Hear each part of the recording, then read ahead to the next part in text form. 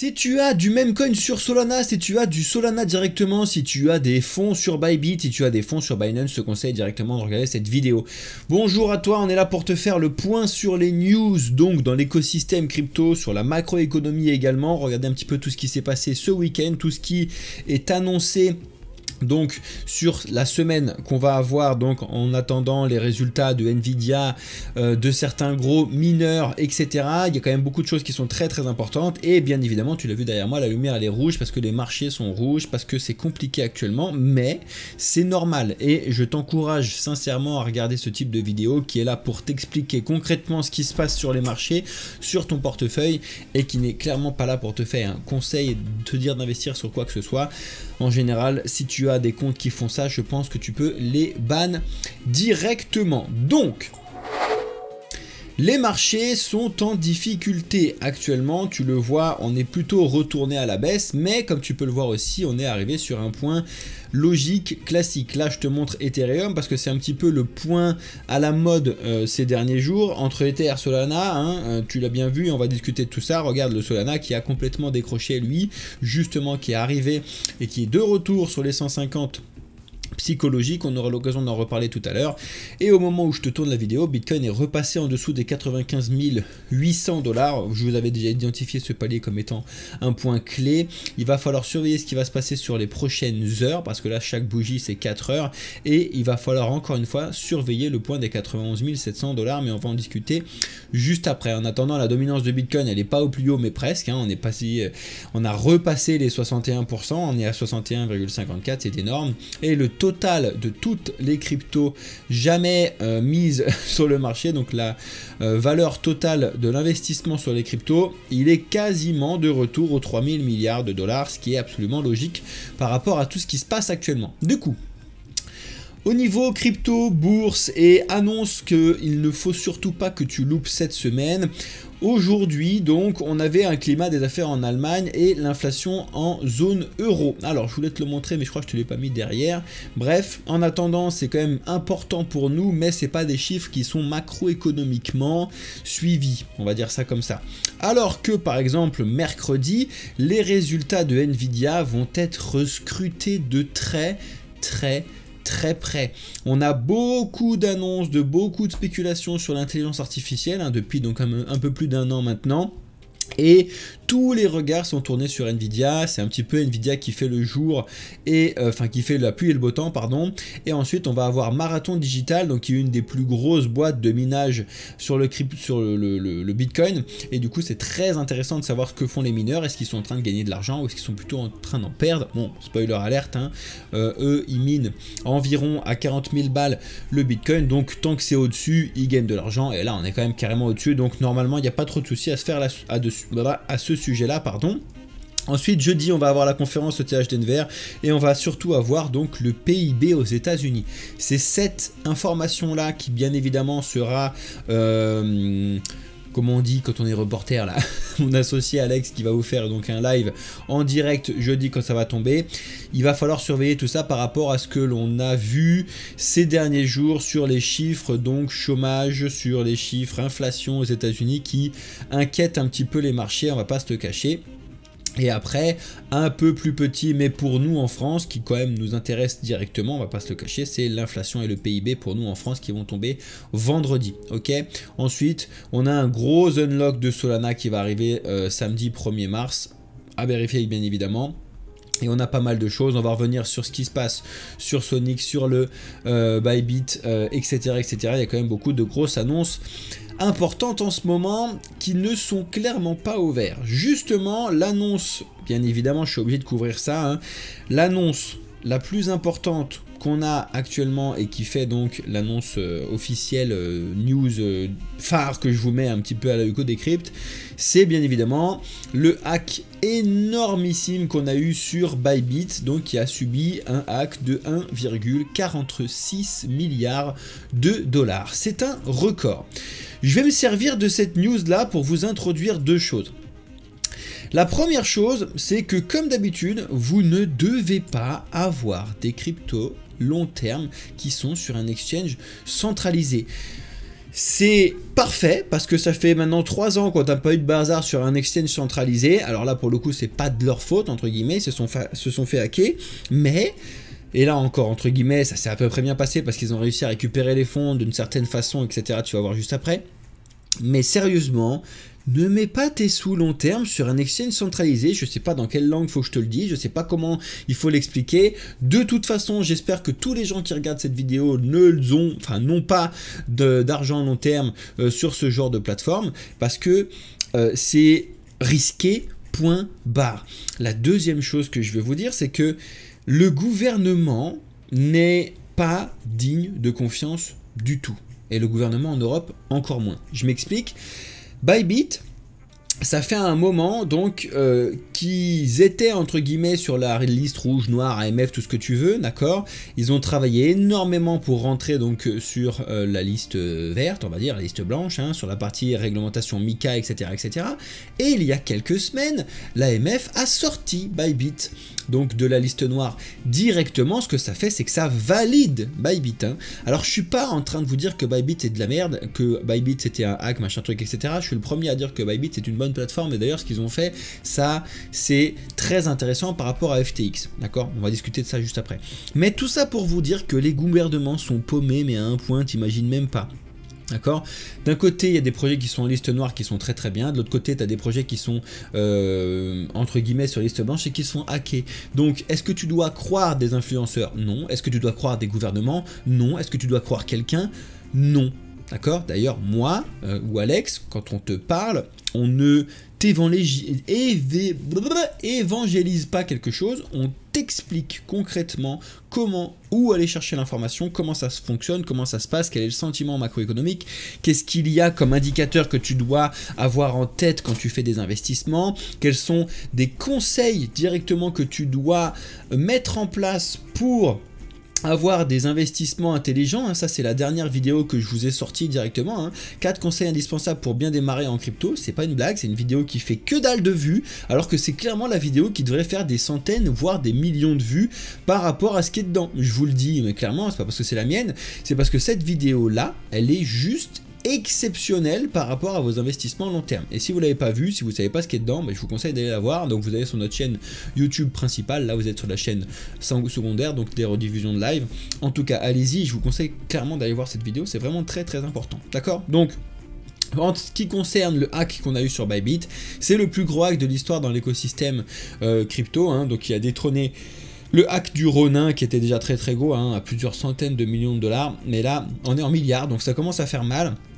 Pour le coup, la première chose qui a été mis en lumière sur ce hack, ça a été donc le groupe Lazarus. Pour ceux qui ne savent pas qui est le groupe Lazarus, donc c'est le gros système de hackers nord-coréens qui est bien connu sur le monde d'internet en général. Alors certes, ils sont bien évidemment aussi là à faire des hacks sur l'écosystème crypto, mais c'est clairement pas leur première cible, hein. Par contre c'est la cible que les médias vous choisissent, parce que bien évidemment c'est facile côté médias de cracher sur un truc nouveau, mais ce qu'ils disent pas c'est que le groupe Lazarus il pompe des millions voire des milliards de dollars sur votre quotidien, les CPF et tout ce que vous voulez depuis très longtemps, et là tout le monde s'en fout, d'accord. Donc faites attention à vous. En attendant, ils sont donc sur grosse surveillance, parce que tout ça, ça s'est passé donc avec un transfert énorme d'Ethereum, et du coup c'est pour ça que on a d'un côté Solana qui est en lumière par rapport à Javier Milei, etc., ce que je vous ai parlé la semaine dernière, et là de l'autre côté c'est le hack de Bybit, ça s'est fait en Ether, et du coup il y a beaucoup le sujet Ethereum qui est revenu du coup au devant de la scène, ok. Donc les hackers de Bybit, en plus donc d'être pour l'instant, je dis bien pour l'instant, spoté comme étant le groupe Lazarus, il y a aussi potentiellement, d'accord, derrière ça, les gens qui étaient sur les arnaques du Solana. Donc tu sais, un petit peu les mêmes connes éclatés, donc le Trump, le Libra et ce genre de choses là, il y en a encore d'autres, hein.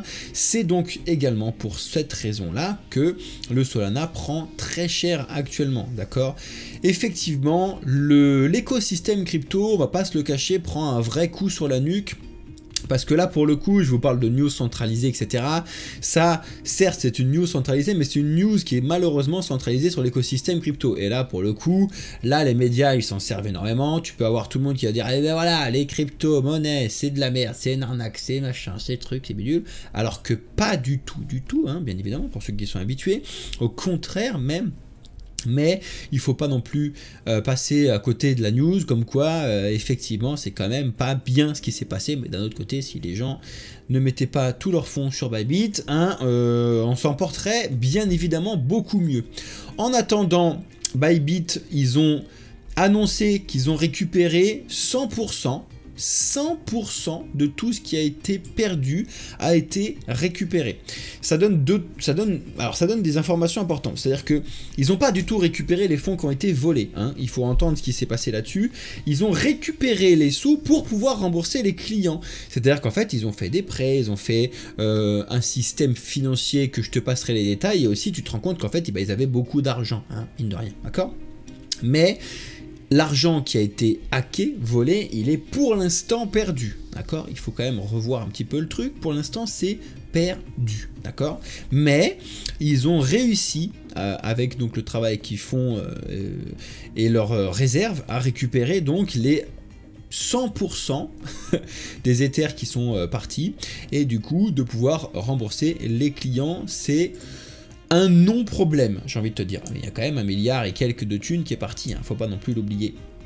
En tout cas, les fonds, justement, ont commencé à être transférés par les malfaiteurs. Alors, on sait clairement pas qui c'est, même si on a des pistes, hein, voilà, en attendant on a des gros, comment on dit, enquêteurs qui se mettent dessus, hein, tu les connais, c'est ceux qui sont sur X, etc. D'ailleurs, on vous remet hein, sur notre compte X, hein, bamboufine-du-bas, /io, viens t'abonner si tu ne l'es pas, comme ça au moins tu auras beaucoup d'informations, puis au bon endroit, au bon moment. En attendant, les fonds commencent à bouger et bien évidemment ces fonds-là, ils vont aller sur du torn et puis sur des trucs où après tu peux plus rien faire, tu peux plus aller chercher un petit peu qui fait quoi, comment, où, bloquer, etc. Donc c'est normal, il va falloir un petit peu s'asseoir dessus et comprendre comment ça fonctionne. Encore une fois, des hacks sur Internet, au début d'Internet, il y en avait plein, donc c'est pas inquiétant, vraiment pas inquiétant. Pour le coup, j'avais sorti mes fonds de Bybit avant. En même temps, quand on est dedans, on est dedans. Bref, et ensuite, donc, il y a Bybit officiel qui a expliqué que c'est bon, tout était entre guillemets de retour à la normale. Parce qu'effectivement, hein, quand tu as eu ce bazar-là, ils avaient eu des demandes dans tous les coins. On parle de plus de 350 000 personnes qui ont fait des demandes de retrait, qui ont été bloquées hein, par la plateforme, sinon c'est un bazar. Finalement, donc c'est reparti, vu qu'ils ont récupéré l'argent, vous pouvez donc le retirer, en réajouter, vous pourrez de nouveau faire ce que vous voulez sur Bybit. Ce qui est bien, c'est que ça a eu et que ça a été fait très rapidement, d'accord? En 2 jours, l'histoire était réglée c'est là aussi que tu vois que la rapidité des gens qui travaillent dans l'écosystème crypto, elle est juste exceptionnelle. Et vraiment ça aussi, il faut rendre à César ce qui est à César, c'est que les gens et la réactivité donc des gens qui travaillent dans l'écosystème crypto, certes il y a des hacks et des trucs et tout, mais ils sont clairement là. Et Bybit c'est quand même une très bonne plateforme comparée bien évidemment à FTX.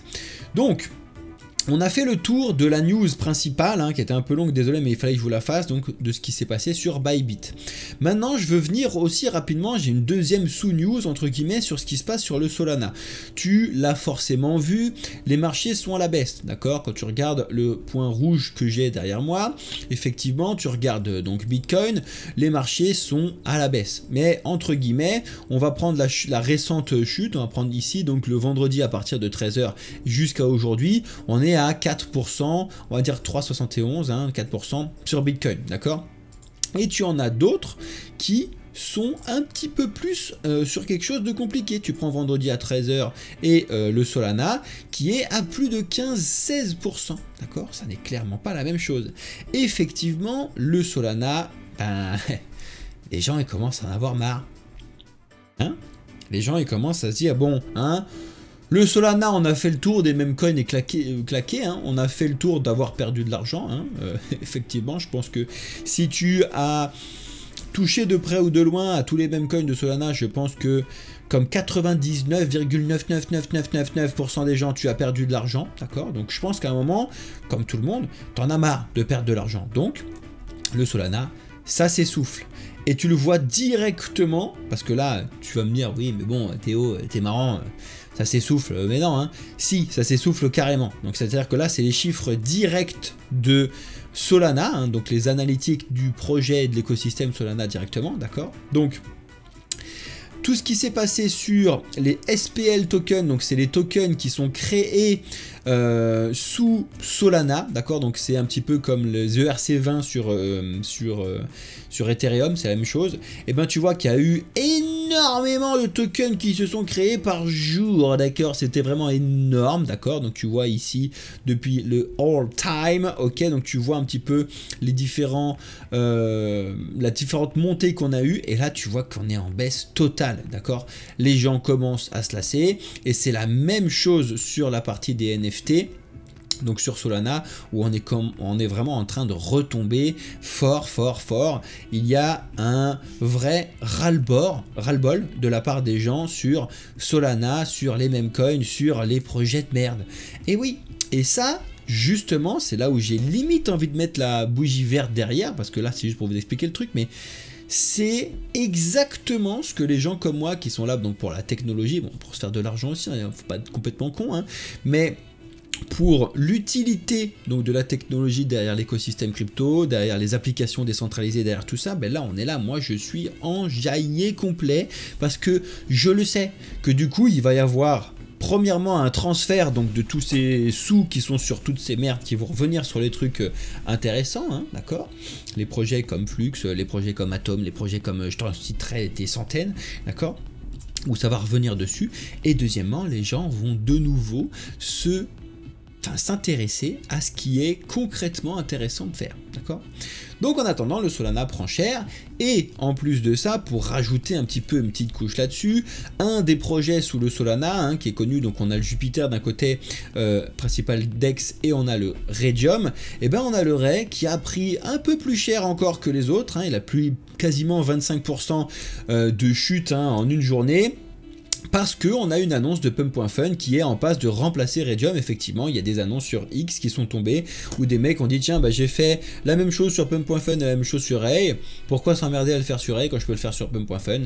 Et du coup, le Raydium a pris extrêmement cher. Donc, tu comprendras qu'il y a un effet justement boule de neige sur les différents projets, et c'est justement, alors c'est pas encore pour vous expliquer, mais c'est le conseil numéro 4 que je vous ai mis dans cette vidéo là, que je vous conseille absolument d'aller voir, parce que c'est quelque chose que les gens ne font clairement pas attention et qui est pourtant hyper important, à savoir donc la corrélation entre les projets. Donc va voir la vidéo, tu verras ce que je t'explique là-dessus qui est vraiment très important.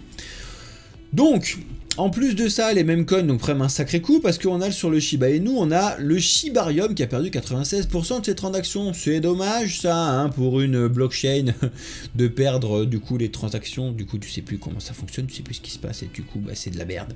Voilà, chute de 60% en 24 heures, activité réduite de 80% pour les bananes du Shiba. Bon. Le Shiba Inu ça va à peu près, hein. Tu verras que c'est pas non plus catastrophique sur le Shiba Inu en lui-même, mais c'est le Shibarium qui s'est fait déglinguer la tronche, hein, d'accord. Bien évidemment, avec toute cette peur qu'on a entre guillemets ces derniers jours sur le marché, ben on a de nouveau des news à la JP Morgan qui alertent donc sur un risque de baisse, mais j'ai envie de te dire que c'est normal, ils arrivent. C'est toujours les mecs qui sont en retard. C'est ça baisse, il y a un risque de baisse. Et du coup, tout le monde dira putain, c'est des génies parce que ça a baissé. Mais en fait, non, ça a baissé avant qu'ils l'annoncent. Donc forcément, moi aussi, hein, une fois que j'ai vu les chiffres du loto et je te dis j'avais ces chiffres-là, bah non, hein, mercredi, d'accord. Donc JP Morgan, ils sont un petit peu les rois pour faire ce genre de choses-là. C'est quoi ce truc qui s'est foutu là en termes de pub au milieu là, ça me fatigue, casse-toi. Donc, on a au milieu de toutes ces news-là, hein, au milieu du coup de Bybit, on a SBF qui est arrivé, hein, et qui a fait une interview au téléphone, donc de là de sa prison, qui expliquait que non, mais FTX finalement, on n'était pas du tout sous l'eau, on était solide, hein, comme Bybit, hein, on aurait pu vraiment, blablabla. Bon bref, il essaie de s'en sortir un peu comme il peut, hein, il essaye vraiment de trouver n'importe quelle solution pour rester le moins possible en prison, voire sortir le plus rapidement possible. On a Binance qui prend de nouveau une plainte de la part du Nigeria, hein, qui redemande des sommes astronomiques, hein, 82 milliards de dollars Qu'est-ce que tu veux que je te dise, hein? Bon, ils vont pouvoir s'amuser, hein. Le Nigeria, ils avaient, je vous rappelle, kidnappé des dirigeants de Binance. Ça, c'était quand même un gros bazar, un gros coup dur pour Binance. Bon, ça va pas en rester là, mais jusqu'à où ça va aller, écoutez, on verra bien ça comme d'habitude. En tout cas, il faut aussi se rendre compte que les crypto-monnaies, c'est quand même un bon moyen de s'évader de la perte de liberté qu'on a dans le monde, hein. Par exemple, les pays qui ont été sanctionnés par les États-Unis, ils ont déplacé des milliards de dollars dans les crypto-monnaies.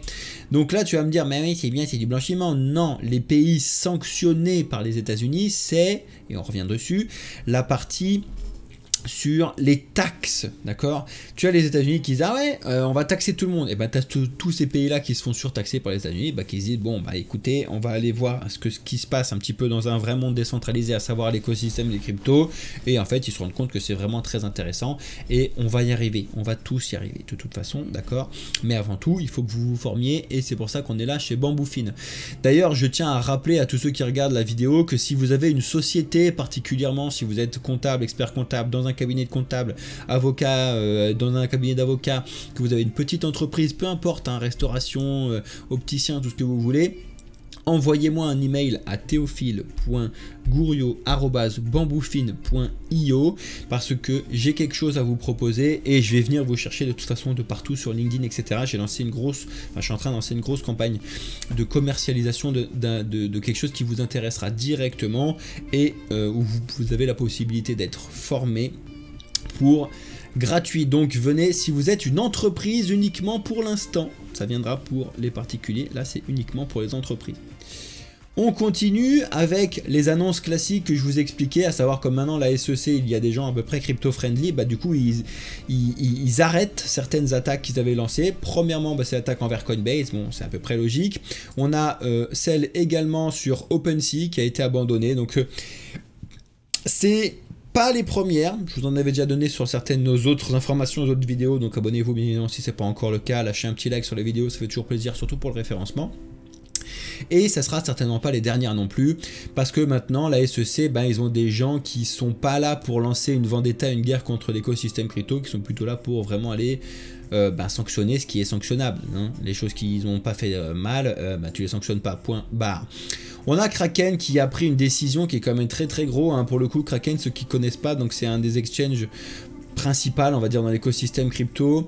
C'est personnellement un des tout premiers que j'ai utilisé, hein. Je crois que la première fois que j'ai utilisé ça c'était 2016 ou 2017, je sais plus, et ils ont supprimé, ils suppriment l'USDT, hein. Donc bien évidemment l'idée c'est de se rapprocher donc de la loi MiCA, hein, pour nous en Europe, et ça fait un coup dur pour l'USDT et donc pour Tether, et un vrai coup superbe pour l'USDC, bien évidemment de Circle, parce que forcément on sait où ça va aller, même si ils visent un stablecoin maison, hein, donc eux ils vont mettre en place. De toute façon, l'écosystème stablecoin, je vous l'ai déjà dit qu'il faut le surveiller de très près, notamment l'écosystème ENA ou l'écosystème Frax, qui sont pour l'instant ceux que j'ai étudiés entre guillemets de plus près, qui sont pour moi des points important et intéressant par rapport à ce qu'ils développent. On verra bien comment ça va se développer. Ils sont encore très loin de Tether et de Circle, mais le problème de Tether et de Circle, c'est que c'est complètement centralisé. Bref, ça c'est très drôle. Alors ça, j'ai vu ça et je voulais vous le montrer, et il va falloir que j'aille creuser parce que on a Exaion, donc le système EDF qui s'est accéléré, hein. Je crois qu'on avait déjà parlé, mais là vraiment ils vont proposer donc un service de conservation d'actifs numériques. Ils veulent vraiment concurrencer Ledger. Bonjour le gouvernement qui veut le gouvernement qui essaie, alors pour l'instant, hein, le gouvernement qui essaie de faire passer une pilule comme quoi vous allez pouvoir avoir un système de conservation d'actifs numériques décentralisé. Énormément de mal à croire ce truc, hein. Je sais pas ce que vous en pensez, mais écoutez, on verra bien, mais ça pue clairement la merde. Ça c'est très drôle, hein. Ils sont un petit peu en train de faire des audits aux États-Unis, hein, audits de l'or, audits du Bitcoin, audits de tout ce qui se passe, et puis en fait ils se rendent compte qu'avec leurs audits, ils font des énormes conneries les mecs. Donc c'est-à-dire que pour l'instant ils ne savent pas exactement combien de Bitcoin ils détiennent, pour la simple et bonne raison qu'en fait ils se sont rendus compte que sur certaines réserves de Bitcoin donc qu'ils avaient saisies, ils ont perdu les codes.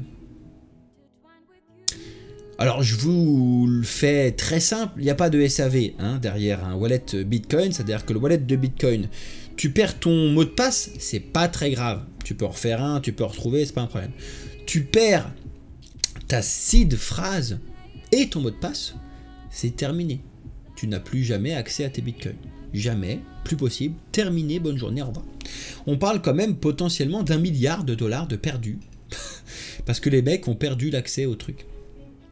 Et après, on est là à me dire, mais non, mais ton projet que tu as avec ton associé Alex sur l'éducation, ça ne peut pas fonctionner. Eh ben écoute, franchement, je prendrais juste 10% de ce qui a été perdu aux États-Unis juste pour leur montrer comment on est là pour pouvoir mettre en place de la seed phrase et tout. Très bien, hein, franchement, je les prends, les 100 millions hein, avec Alex, on les prend. Donc, si l'éducation, c'est le principal investissement que vous devez faire, vous éduquer. Dans la base, vous le comprenez d'ailleurs tout le temps, hein, faire 3 x 4 c'est intéressant pour tout le monde, hein, d'accord. Bon alors Pythagore et tout, c'est peut-être pas intéressant pour tout le monde, mais vous avez payé pour faire 3 x 4 hein, d'une façon ou d'une autre, hein, dans vos impôts ou alors dans du privé, et c'est compris pour vous. Par contre, vous éduquer sur de la finance, non, et vous éduquer sur des cryptos, non, alors que c'est clairement le plus important. Venez vous éduquer là-dessus. On a des services pour tout le monde, on a des services pour ceux qui sont là plus ou moins... quotidiennement, donc avec le service Panda Premium.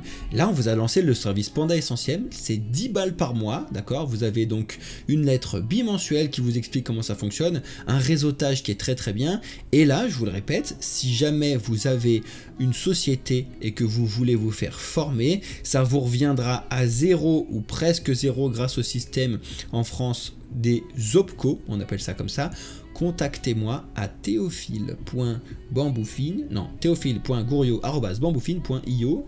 Je vous explique tout ça, c'est très important. Donc bref, on continue justement avec des transferts qui sont extrêmement suspects, parce que suspicious c'est in English, qui sont suspects de la part de Binance qui serait potentiellement en train de vendre des Ethers par rapport à ce qui se passe actuellement. Bon, c'est très compliqué hein, ces derniers jours sur Ether depuis qu'on a eu cette annonce là ce week-end.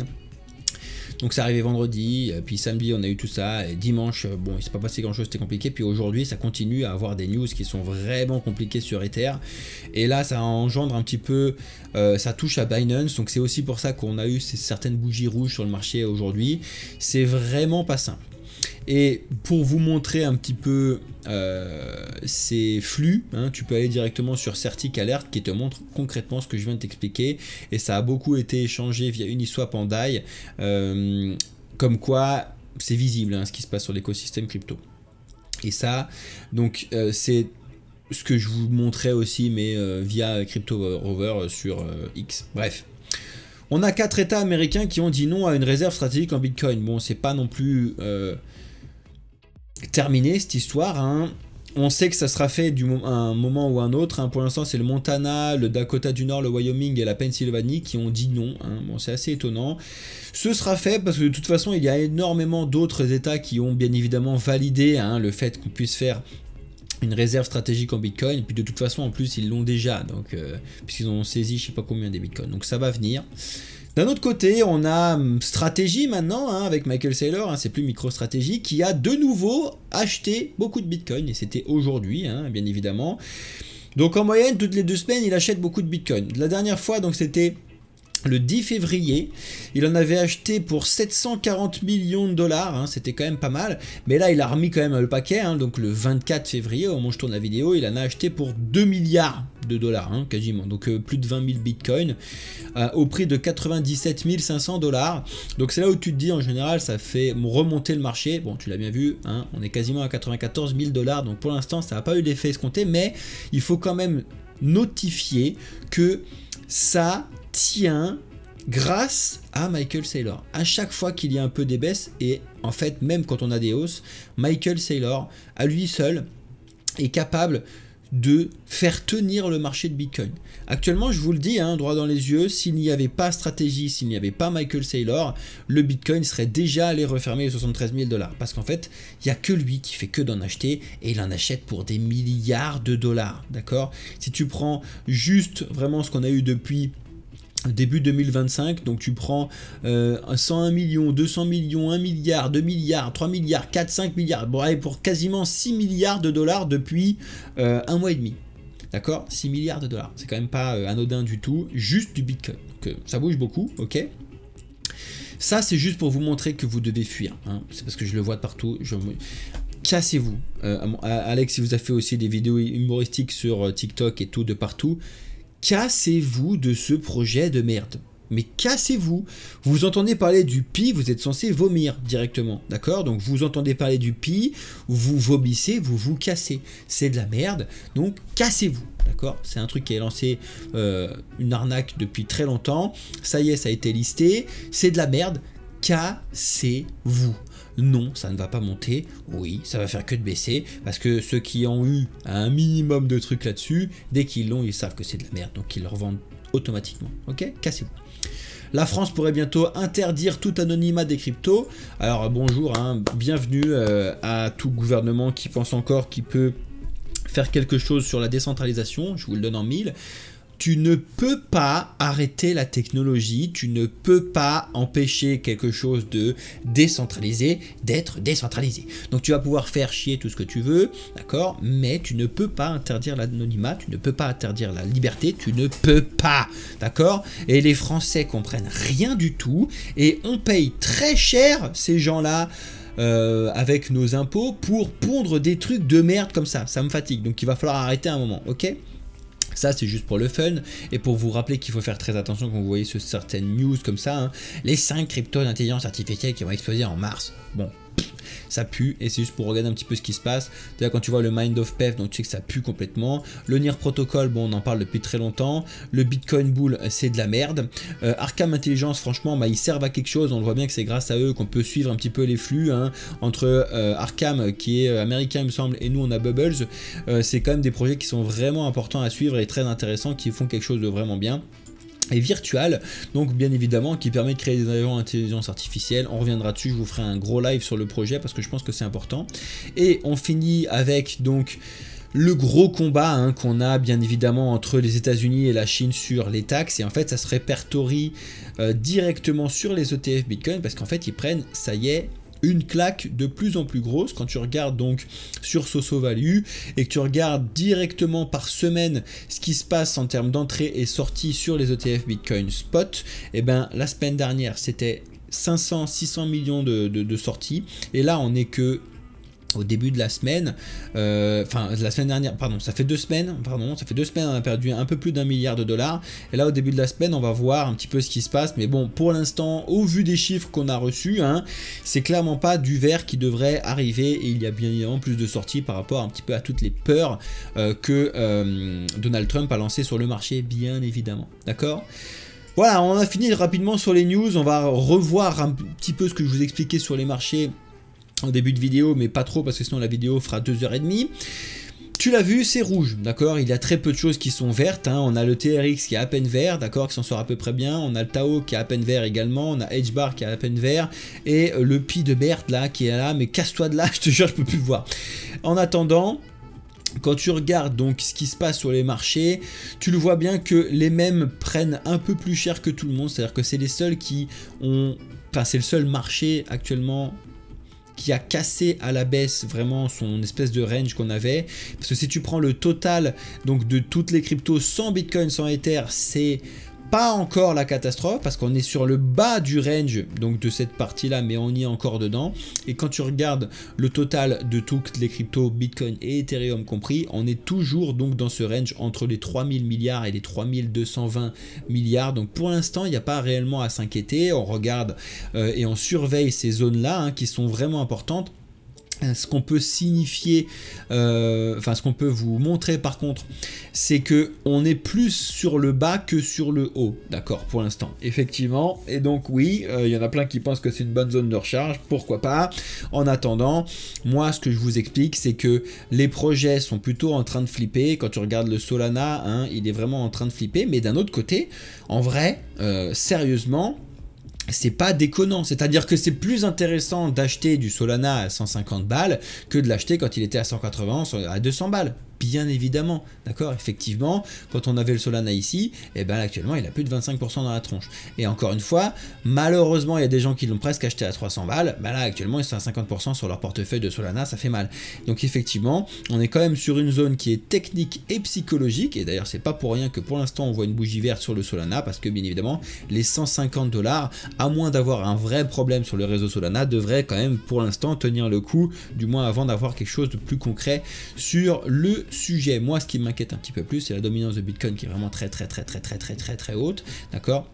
On a Ethereum face à Bitcoin qui stagne aussi, donc on voit que le marché va à peu près à la même vitesse au sud pour l'instant, et on a certains projets, et je reviens dessus, qui notamment le OM qui fait complètement l'inverse, et à chaque fois qu'on a des chutes, lui il a des grosses montées, donc il y a quelque chose quand même que je comprends pas et qui est très bizarre, ça sortira sûrement à un moment. Et on a le Hondo qui plaît à beaucoup de gens, on en a parlé tout à l'heure, qui est repassé en dessous des 1,10 $, qui est pas à 1 $ pour l'instant, mais qui n'est pas sur une phase montante. Donc dis-moi dans l'espace commentaire un petit peu qu'est-ce que tu penses du marché actuellement. Est-ce que tu penses que on est allé chercher le plus bas et que partir de maintenant on va faire que de remonter, ce qui est clairement pas impossible? Ou est-ce que tu penses que on va enfin aller fermer ces 73 000? En tout cas, dis-moi tout ça dans l'espace commentaire. Je vous lis tous les commentaires, bien évidemment. Je pense que c'est très important. Merci à tous ceux qui ont regardé et suivi cette vidéo en entier. Merci à la team de nous soutenir tous les jours, ça fait super plaisir. Je vais rester donc en live avec tous ceux qui sont donc sur YouTube, Twitch et sur TikTok pour un petit peu répondre à leurs questions. En attendant, tous ceux qui sont sur leur diffusion sur YouTube, je vous souhaite une excellente journée, soirée ou nuit. N'oubliez pas, la principale chose, c'est qu'il faut que vous vous formiez aujourd'hui, que vous investissiez seulement demain. Apprends aujourd'hui, investis seulement demain, c'est vraiment très important. Je vous rappelle que si vous avez une société, contactez-moi donc à theophile.gouriot@bamboufine.io ou alors à contact@bamboufine.io, je vous trouverai de toute façon. Vous dites je vous ai entendu sur Twitch, YouTube ou TikTok et puis je vous appelle à condition que vous ayez une société et on voit ça ensemble. Merci, ciao.